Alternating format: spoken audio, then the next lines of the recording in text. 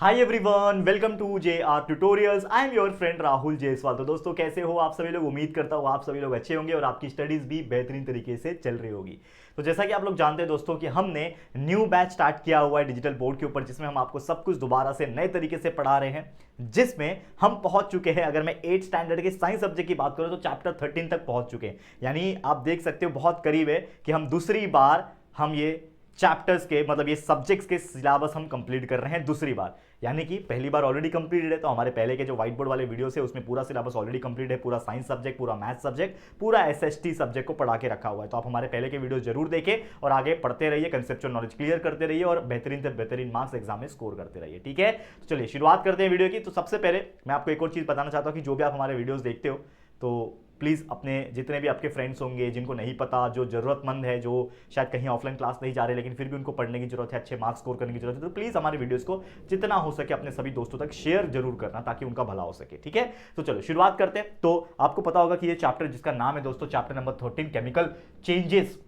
And chemical bond. तो ये जो chemical changes and chemical bond जो चैप्टर है, बेसिक तौर पे हमने आपको सिखाया था इस चैप्टर के अंदर कि कैसे कोई केमिकल चेंज होता है। इसके अंदर बहुत सारे फंडामेंटल चीजें हमने डिस्कस की थी। तो फर्स्ट और सेकंड लेक्चर ऑलरेडी हमने कवर कर दिया था। ठीक है ना, फर्स्ट और सेकंड लेक्चर में हमने बहुत सारी चीजें देखी। हमने देखा नेचुरल चेंज कैसे होता है, chemical equation, chemical reaction, chemical word क्या होता है, वर्ड इक्वेशन क्या होता है, ये सब चीज हमने देख लिया था।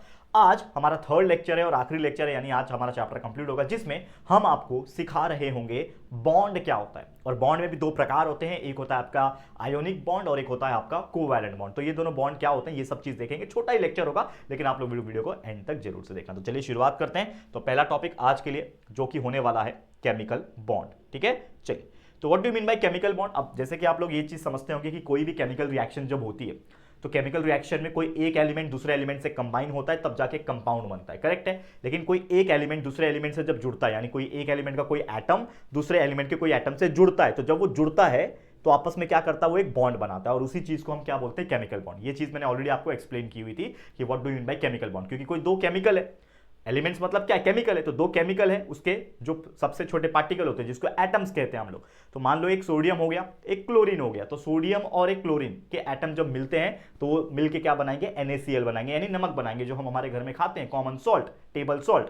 तो NaCl जुड़ गए आपस में, क्या बना लिया उन्होंने, एक बॉन्ड बना लिया। तो वो जो बॉन्ड होता है वो होता है केमिकल बॉन्ड। लेकिन केमिकल बॉन्ड में भी दो टाइप होता है, एक होता है आयोनिक बॉन्ड और एक होता है कोवैलेंट बॉन्ड। तो इन दोनों बॉन्ड में क्या डिफरेंस है वो सब चीज हम देखेंगे। तो आइए शुरुआत करते हैं। तो केमिकल बॉन्ड हमारा टॉपिक है, उसमें पहला टॉपिक है आयोनिक बॉन्ड। तो आयोनिक बॉन्ड मतलब क्या कि जो केमिकल बॉन्ड होता है यूजुअली कैसे बनता है, जैसे हमने आपको सिखाया था कि usually formed due to the electrostatic force of attraction. Because जब दो एलिमेंट के एटम्स जब एक दूसरे के सामने होते हैं तो उनमें क्या होता है कि इलेक्ट्रोस्टैटिक फोर्स ऑफ अट्रैक्शन होता है, जिसमें वो इलेक्ट्रॉन्स को क्या करते हैं, शेयर करते हैं या फिर इलेक्ट्रॉन्स को एक्सचेंज करते हैं। तब जाके वो लोग क्या करते हैं, एक दूसरे के साथ जुड़ पाते हैं। क्योंकि देखो अगर हम इंसान में भी देखेंगे तो हस्बैंड एंड वाइफ जो होते हैं वो क्या होते हैं ना, हस्बैंड भी अपनी तरफ से परफेक्ट नहीं होता और वाइफ भी अपनी तरफ से परफेक्ट नहीं होते। लेकिन जब दोनों जुड़ जाते हैं तो जो इसकी कमियां हैं वो ये पूरा करेगा, जो हमारी कमियां यानी मैन की कमियां है वो वुमेन कवर करेगी, पूरा करेगी। और तब जाके दोनों के बीच में एक अटूट बॉन्ड बनता है जिसको मैरिज कहा जाता है, शादी कहा जाता है। ठीक है, हमारे ह्यूमन लैंग्वेज का एग्जांपल दे रहा हूं, देखो साइंस के अंदर है कि नहीं। अब कुछ लोग बच्चे आएंगे कमेंट में लिखेंगे सर मैं तो यहाँ पढ़ने आया था देखा है ऐसा टॉपिक बताओ। तो चलो वो तो हो गया। लेकिन जैसा वहां पे बॉन्ड है वैसे यहाँ पे भी बॉन्ड है कि जब दो एटम्स अलग अलग एलिमेंट्स के जब कंबाइन होते हैं तो दोनों में से किसी एक का कुछ ना कुछ मिसिंग होता है। किसी के पास ड्यूप्लेट कंप्लीट नहीं है, किसी के पास ऑक्टेट कंप्लीट नहीं है, तो उनको अपने इलेक्ट्रॉन्स को शेयर करने की जरूरत पड़ जाती है या फिर कोई इलेक्ट्रॉन्स को एक्सचेंज करने की जरूरत पड़ जाती है। और इस तरीके से दोनों के बीच में होता है एक mutual force of attraction, electrostatic force of attraction होता है। और उन्हीं की वजह से जो अपोजिटली चार्ज्ड कटायन होते हैं या फिर आयन होते हैं, यानी नेगेटिव पॉजिटिव एंड नेगेटिव जो आयंस होते हैं, ये क्या करते हैं, एक दूसरे के साथ मिलते हैं और एक बॉन्ड बनाते हैं। तो वो जो केमिकल बॉन्ड होगा वो या तो बनता है आयोनिक बॉन्ड या तो वो क्या बनता है, इलेक्ट्रोवैलेंट बॉन्ड। यानी कि अगर कटायन और अनायन के बीच में, यानी पॉजिटिवली चार्ज इलेक्ट्रॉन्स और negatively charge electrons, sorry ions की बात कर रहा हूं, not electrons, I am so sorry for that. Positively charge ion and negatively charge ions के अंदर कभी भी इस प्रकार से mutually electrostatic force of attraction होता है तो वो क्या कहलाता है, एक आयोनिक बॉन्ड कहलाता है। और सबसे सिंपल लैंग्वेज में अगर आपको याद रखना है तो आयोनिक बॉन्ड उन्हीं में होगा जिनके पास आयंस होता है, मतलब कटायंस और अनायंस होते हैं। तो कहीं पे भी अगर आपको ऐसे कुछ एलिमेंट्स दिखते हैं, मतलब आयंस दिखते हैं, Na+, Cl-, Ca+, Ka+, ठीक है ना, ये सब चीज क्या होते हैं, इसको बोलते हैं हम लोग आयंस, या फिर हम रेडिकल्स भी पढ़ेंगे फ्यूचर में, जब आप शायद 9th में जाओगे तो रेडिकल्स करके भी एक टॉपिक आएगा। तो ये सब चीज जो होता है आयंस होते हैं, जिनके पास पॉजिटिव या फिर नेगेटिवली चार्ज्ड आयंस होते हैं। तो इनमें अगर कोई एक इलेक्ट्रोस्टैटिक फोर्स ऑफ अट्रैक्शन हो रहा है, कॉम्बिनेशन हो रहा है, तो वो जो बॉन्ड बना रहे हैं वो बॉन्ड क्या होता है, आयोनिक बॉन्ड होता है। आयोनिक बॉन्ड को एक और नाम से जाना जाता है इलेक्ट्रोवैलेंट बॉन्ड। तो कंफ्यूज मत होना, कभी फ्यूचर में आपको कोई क्वेश्चन एग्जाम में देखने मिलेंगे, एक्सप्लेन द इलेक्ट्रोवैलेंट बॉन्ड, तो बोलोगे सर इलेक्ट्रोवैलेंट बॉन्ड तो हमने सीखा ही नहीं, आपने तो बोला दो ही बॉन्ड होते हैं, आयोनिक बॉन्ड और कोवैलेंट बॉन्ड। तो भाई आयोनिक बॉन्ड को ही इलेक्ट्रोवैलेंट बॉन्ड कहा जाता है। समझ में आ गया। तो जो कंपाउंड बनता है, बॉन्ड बना, आयोनिक बॉन्ड बना, लेकिन बॉन्ड बनने की वजह से कंपाउंड बना ना, बॉन्ड बनने की वजह से कंपाउंड बना, तो वो जो कंपाउंड बनेगा वो कहलाएगा आयोनिक कंपाउंड, क्योंकि आयोनिक बॉन्ड है उसके अंदर, इसीलिए वो कंपाउंड का नाम क्या रहेगा, आयोनिक कंपाउंड। तो चलिए एक एग्जांपल से डिस्कस करते हैं। तो जैसे सोडियम क्लोराइड है मेरे पास, ठीक है, इसको मैं मिटा रहा हूं फिलहाल में, ठीक है। अब मान लो कि मेरे पास क्या है बच्चा, सोडियम क्लोराइड। अब मैं सोडियम को जानता हूं बहुत अच्छी तरीके से। सोडियम का जो इलेक्ट्रॉनिक कन्फिग्रेशन जो होता है वो होता है 2,8,1, क्योंकि इसका जो एटॉमिक नंबर होता है वो 11 होता है। और ये सब चीज ऑलरेडी हमने chapter number 5 inside the atom chapter पढ़ा है आपने, अगर नहीं देखा तो जाके पहले वो चैप्टर देखो, उसी के ऊपर ये चैप्टर डिपेंड है। Chapter number 5 inside the atom अगर चैप्टर आपने पढ़ा होगा तो ये चैप्टर का ये टॉपिक आपको समझ में आएगा, अदरवाइज नहीं समझ में आएगा। तो इलेक्ट्रॉनिक कन्फिग्रेशन सोडियम का होता है 2,8,1। तो अगर मैं इसका एक स्ट्रक्चर बनाऊं, मान लो इसका मैं क्या कर रहा हूं बच्चा, एक स्ट्रक्चर बनाता हूं, देखो ध्यान से देखना, देखो। तो मान लो कि ये मेरा सोडियम का एटम है। अब इसके पास क्या है, पहले शेल के अंदर 2 इलेक्ट्रॉन है, तो एक इलेक्ट्रॉन यहां बना लिया, एक इलेक्ट्रॉन यहां बना लिया, ठीक है। दूसरे शेल में कितने हैं इलेक्ट्रॉन, 8 इलेक्ट्रॉन से, ठीक है ना, 2 3 4 5 6 7 और ये 8 इलेक्ट्रॉन बन गए। और तीसरा एक और शेल है उसके पास जो KLM शेल होगा, M शेल के पास लास्ट में कितना है, एक ही इलेक्ट्रॉन है, मैंने बना दिया। तो ये किसकी बात हो गई, सोडियम की बात हो गई। वैसे ही मैं सोडियम के साथ क्या रिएक्ट कर रहा हूं, क्लोरीन को रिएक्ट कर रहा हूं, यानी प्लस कर रहा हूं किसको, क्लोरीन को। तो मान लो मैं क्लोरीन बनाता हूं, ये क्या है मेरा, क्लोरीन है। तो पहला जो शेल है उसमें 2 ही रहेंगे, क्लोरीन की भी बात कर लो यहाँ पे, क्लोरीन की भी बात कर लो, अगर मैं यहाँ पे लिखता हूँ क्लोरीन को, ठीक है, क्लोरीन को यहां लिखता हूं, क्लोरीन की भी बात कर लूं तो इसका इलेक्ट्रॉनिक कन्फिग्रेशन होता है 2,8,7, क्योंकि क्लोरीन का एटॉमिक नंबर 17 होता है, ठीक है। समझ में आ रहा है बच्चा। तो चलो, तो ये हो गया, पहले वाले शेल में 2 इलेक्ट्रॉन आ जाएंगे, दूसरे वाला जो शेल है उसके अंदर 8 इलेक्ट्रॉन आएंगे, माफ करना, 2 3 4 5 6 7 और ये 8, और एक और जो है तीसरा शेल है इसके अंदर आएंगे 7 इलेक्ट्रॉन, 1 2 3 4 5 6 और ये 7, ठीक है।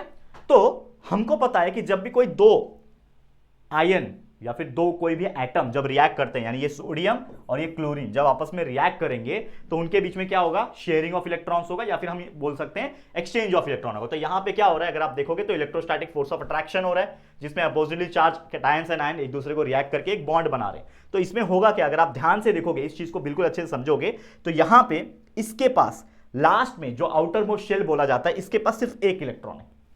क्या हो रहा है, यहां पे इसके पास सिर्फ क्या है, एक इलेक्ट्रॉन है। और यहां पे अगर आप देखोगे, यहां पे है इसके लास्ट वाले यानी आउटर मोस्ट शेल में 7 इलेक्ट्रॉन है। तो हमने एक चीज तो पढ़ा हुआ है कि कभी भी जो आउटर मोस्ट शेल होता है वो एक ड्यूप्लेट या फिर एक ऑक्टेट होना चाहिए, तब वो स्टेबल बनेगा, या फिर कोई कंपाउंड बनेगा तो उसमें वो कंप्लीट होना चाहिए। तो यहां पे अगर आप देखोगे, इस सोडियम के पास 1 इलेक्ट्रॉन है, इस क्लोरीन के पास 7 इलेक्ट्रॉन है आउटर मोस्ट शेल के अंदर।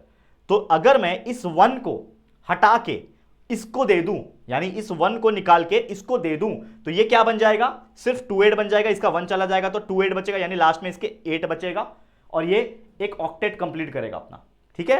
और ये 1 इसके पास अगर आ जाता है तो लास्ट में 7 था, इसके पास भी 1 आ गया तो 8 हो जाएगा, यानी ये भी एक ऑक्टेट कंप्लीट करेगा अपना, यानी ये भी स्टेबल हो जाएगा, ये भी स्टेबल हो जाएगा। फिलहाल में ये दोनों स्टेबल नहीं है। तो इससे क्या हुआ, इससे ये पता चला कि जब ये दोनों ने रिएक्ट किया तो मेरा जो सोडियम था, ठीक है, अब इसने अपना लास्ट का 1 इलेक्ट्रॉन जो है वो लूज कर दिया। तो लास्ट का 1 इलेक्ट्रॉन उसने अगर लूज कर दिया तो इसके पास सिर्फ क्या बच गया, 2 1 2 3 4 5 6 7 8, ठीक है ना। एक सेकेंड,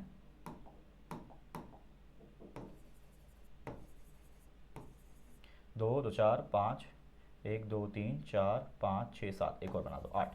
इसके पास बच गया 2,8, इसके पास क्या बच गया, 2,8 बच गया, क्योंकि एक जो लास्ट में था 2,8,1 था, ये लास्ट वाला इसको दे दिया, तो इसके पास आ जाएगा, और ये क्या बन जाएगा,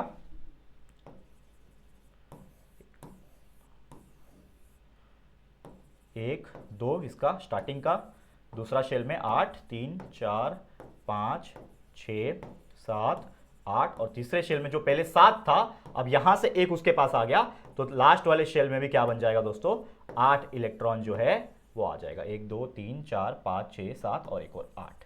ठीक है, तो इस तरीके से इसके पास कितना आ गया, इसको थोड़ा और ऊपर लिखता हूं मैं।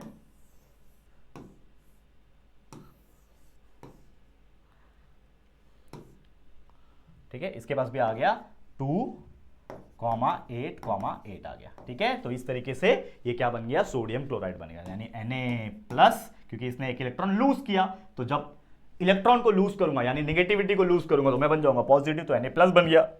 ये क्लोरीन ने इलेक्ट्रॉन को लिया, एक इलेक्ट्रॉन इसका जो था उसने ले लिया यानी गेन किया, तो अगर मैं इलेक्ट्रॉन यानी नेगेटिव चीज को अपने पास लाऊंगा तो मैं क्या बन जाऊंगा, नेगेटिव बन जाएगा, तो ये Cl बन गया, तो ये NaCl- बन गया, तो यही Na+Cl- मिलके क्या बनते हैं, एक कंपाउंड बनते हैं जिसका नाम है सोडियम क्लोराइड, जो कि क्या है, एक आयोनिक कंपाउंड बनते हैं। और इन दोनों के बीच में जो बॉन्ड तैयार होता है, यही बॉन्ड को हम लोग क्या बोलते हैं दोस्तों, आयोनिक बॉन्ड। समझा, समझ में आया। तो इस तरीके से कोई भी दो अलग अलग एटम जिनके पास कैटायन या फिर अनायन जो होता है वो जब कंबाइन होते हैं, because of that electrostatic force of attraction, they combine and make a bond which is known as the ionic bond, and that compound is called as the ionic compound. समझ में आ गया। तो इस तरीके से ये जो है काम करता है। समझ में आ गया होगा आपको आयोनिक बॉन्ड क्या होता है, उसके अंदर आयोनिक कंपाउंड क्या होता है, ये सब चीज क्लियर हो गया होगा। अब जो दूसरा टाइप का हमारा बॉन्ड बनता है वो होता है हमारा कोवैलेंट बॉन्ड। जो केमिकल बॉन्ड के अंदर जो दूसरा टाइप का बॉन्ड है वो क्या है, कोवैलेंट बॉन्ड। तो ये क्या होता है, a covalent bond is formed when atoms of two element, यानी दो अलग अलग एलिमेंट्स के एटम हैं, उनके पास सिमिलर प्रॉपर्टीज भी होनी चाहिए, तब जाके वो कंबाइन करेंगे। यानी ऐसे एटम्स, ऐसे एलिमेंट के एटम जिनके पास कुछ कुछ प्रॉपर्टीज सिमिलर हो, तब जाके वो दो अलग अलग एटम्स एलिमेंट्स के कंबाइन होते हैं। और वो जब कंबाइन होंगे तो ऑब्वियसली क्या करेंगे, यहां पे एक बॉन्ड बनाएंगे और वो बॉन्ड को हम कहेंगे कोवैलेंट बॉन्ड। अब यहां पे अगर आप देखोगे जो आयोनिक बॉन्ड हमने देखा तो इसमें एक इलेक्ट्रॉन यहां से उठ के इसके पास चला गया, मतलब इन्होंने इलेक्ट्रॉन्स को एक्सचेंज किया या शेयर किया। तो आप देखोगे इन्होंने इलेक्ट्रॉन्स को शेयर एक्सचेंज किया, यानी यहां पे क्या हो रहा है बच्चा, अगर आप देखोगे तो यहां पे हो रहा है एक्सचेंज ऑफ इलेक्ट्रॉन्स। यहां पे क्या हो रहा है, अगर आप नीटली देखोगे अच्छे से समझ में आएगा, तो यहां पे हो रहा है एक्सचेंज ऑफ इलेक्ट्रॉन। लेकिन अगर यहां पे अगर आप देखोगे, जो कि आपको मैं दिखा रहा हूं, तो जैसे मैंने बोला कि यहां पे जो एटम्स होते हैं ये एक्सचेंज नहीं करते, they can not exchange electron, they share electron. ये क्या करते हैं, ये इलेक्ट्रॉन को शेयर करते हैं, एटम को इलेक्ट्रॉन को शेयर करते हैं और एक दूसरे के साथ जुड़े हुए रहते हैं, और इसीलिए उस बॉन्ड को क्या कहा जाता है, कोवैलेंट बॉन्ड। एग्जांपल से समझते हैं, जैसे ये है H2। ठीक है, ध्यान देना। अब ये जो H2 है यानी ये जो हाइड्रोजन है, ये बहुत ही मजेदार चीज है, इसको बहुत अच्छे से समझने की कोशिश करो। तो मान लो कि मेरे पास, मैं बना रहा हूं मेरे पास हाइड्रोजन, तो ये मेरे पास हाइड्रोजन का ये है। अब हाइड्रोजन आपको पता ही है, इसका इलेक्ट्रॉनिक कॉन्फ़िगरेशन की बात करो तो सिर्फ और सिर्फ इसके पास एक इलेक्ट्रॉन होता है, तो इलेक्ट्रॉनिक कॉन्फ़िगरेशन भी 1 ही हो जाएगा, यानी इसके पास कितना है, सिर्फ एक इलेक्ट्रॉन है इसके पास। ठीक है, अब मैं एक और हाइड्रोजन ले रहा हूं सेम, ठीक है, एक और हाइड्रोजन ले रहा हूं, इसके पास भी क्या होगा, एक ही इलेक्ट्रॉन होगा।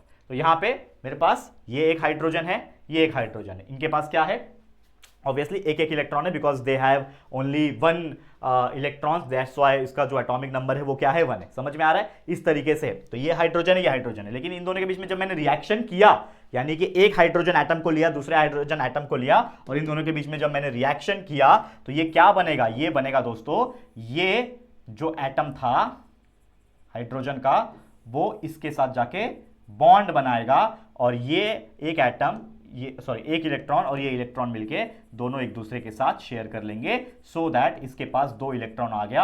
और आपको पता है 2 इलेक्ट्रॉन आता है तो ड्यूप्लेट कंप्लीट हो जाता है, और कम से कम मैंने आपको बताया कि ड्यूप्लेट कंप्लीट करना पड़ेगा। तो 2 इलेक्ट्रॉन मिलके क्या बनाते हैं, ड्यूप्लेट बनाते हैं, और ये 2 इलेक्ट्रॉन मिलके ही बॉन्ड बनाते हैं। तो ये जो बॉन्ड है ये क्या है, ये एक कोवैलेंट बॉन्ड है। और हमेशा जिंदगी में याद रखना कि कभी भी कोवैलेंट बॉन्ड अगर आपको दिखेगा तो कोवैलेंट बॉन्ड का मतलब ये होता है कि इन्होंने 2 इलेक्ट्रॉन को जोड़ा हुआ है, यानी अगर 2 इलेक्ट्रॉन साथ में है तो वो मिलके एक बॉन्ड बनाते हैं, 4 इलेक्ट्रॉन साथ में है तो वो डबल बॉन्ड बनाएंगे, 6 इलेक्ट्रॉन साथ में है तो वो ट्रिपल बॉन्ड बनाएंगे। इस तरीके से आपको ध्यान में रखना है। अब ये क्या बन गया, ये एक H2 बन गया। जैसे ये H था, ये H था, तो H और H मिलके क्या बन गए, H2। ये क्या है, ये एक H2 मॉलिक्यूल है। तो इस तरीके से ये चीज काम करता है। तो इनके बीच में जो बॉन्ड है वो क्या है, कोवैलेंट बॉन्ड है। उसी प्रकार H2O का देख लेते हैं। तो मान लो कि मैंने एक हाइड्रोजन ले लिया, यहाँ पे इसके पास क्या है, एक इलेक्ट्रॉन है। दूसरा मैंने ऑक्सीजन ले लिया, ठीक है, एक ऑक्सीजन ले लो यहाँ पे। तो ऑक्सीजन का जो होता है यानी एटॉमिक नंबर जो होता है वो 8 होता है, यानी 2,6 होता है। तो पहले 2 फिर 6, तो पहले 2 और उसके बाद वाले शेल में, उसके बाद वाले शेल में 6 होंगे। ठीक है, 1 2 3 4 5 6। ठीक है, तो मैंने एक हाइड्रोजन ले लिया, एक ऑक्सीजन ले लिया। अब यहाँ पे H2O है यानी 2 हाइड्रोजन है, तो एक और हाइड्रोजन ले लेता हूं मैं। ठीक है, एक और हाइड्रोजन ले लेता हूं जिसके पास एक इलेक्ट्रॉन होगा। तो ये हो गया हाइड्रोजन, ये हो गया ऑक्सीजन और ये हो गया हमारा वापस से हाइड्रोजन। अब इन तीनों जब कंबाइन करेंगे यानी एक दूसरे के साथ जब केमिकल रिएक्शन में इन्वॉल्व होंगे तो यहां पे क्या हो रहा है, इन तीनों आपस में जुड़ जाएंगे। ठीक है,